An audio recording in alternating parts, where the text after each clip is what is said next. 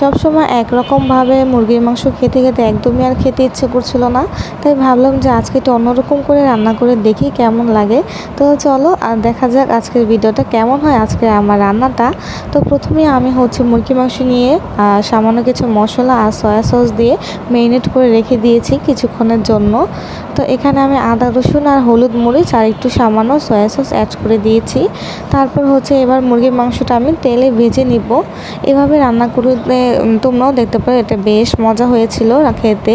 তো মুরগির মাংসটা যেহেতু ব্রয়লার মুরগি, এগুলি কিন্তু ঝাল ঝাল করে রান্না না করলে আমার হাজব্যান্ড আবার পছন্দ করে না। তো আজকের রান্নাটা আমি একদমই একটু অন্যরকমভাবে করেছি, এটা খেতে অনেক বেশি মজা হয়েছে। চিকেনগুলো ভাজার পর আমি একইভাবে আলুগুলোও ভেজে নিয়েছিলাম, তাহলে রান্নাটা খুব তাড়াতাড়ি হয়ে যাবে। তো তারপর আমি পেঁয়াজটা ভেজে নিয়েছি, পেঁয়াজের সাথে আমি আদা রসুন বাটাও অ্যাড করে দিয়েছি।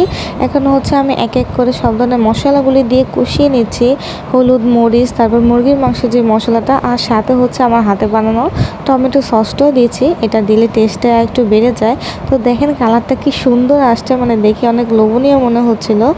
তো আপনারাও চাইলে এইভাবে ট্রাই করে দেখতে পারেন। আর যেহেতু মাংস আর আলুগুলো আগে থেকে ভেজে রেখেছিলাম, তাই রান্না করতে খুব বেশি একটা সময় লাগেনি।